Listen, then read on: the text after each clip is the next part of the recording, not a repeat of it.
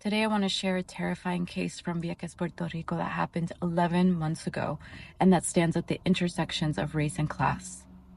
This is a story of Carlitos, a young man who was driving along a local road when he was hit and killed by a drunk tourist. And we now have the tourist's name. His name is Jeremy Randy Del Valle. Now, after killing Carlitos, the tourist went home to sleep it off.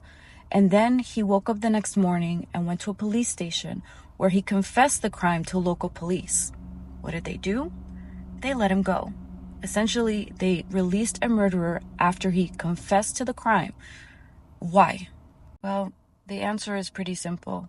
The tourist comes from a wealthy family in Virginia, and the police here, they have a long history of mishandling cases and being negligent and following through on crimes against the local Viequense.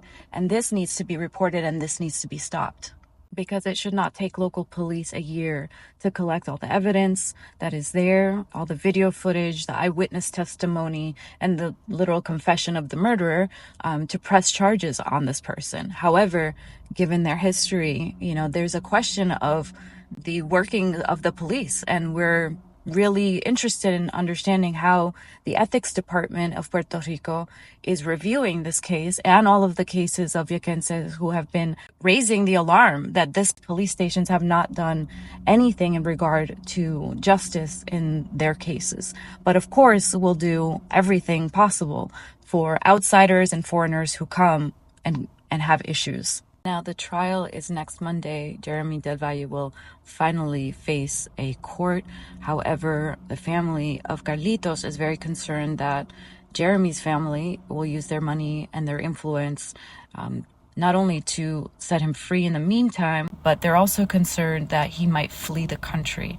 And so we're hoping that the judge makes the right call, keeps him in prison, and that justice is finally served in this horrible case that really took far too long to get here.